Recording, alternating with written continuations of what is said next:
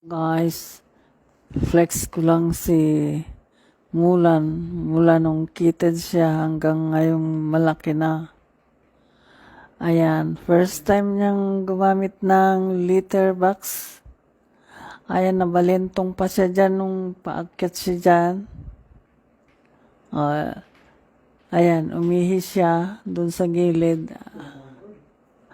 Buti na lang bago pa lang yung litter box.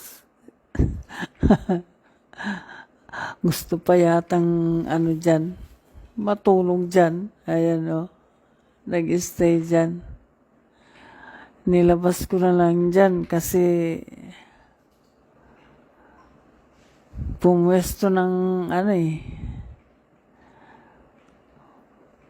ayun, malaki na si Mulan dyan. Masyado naman siyang ngayon.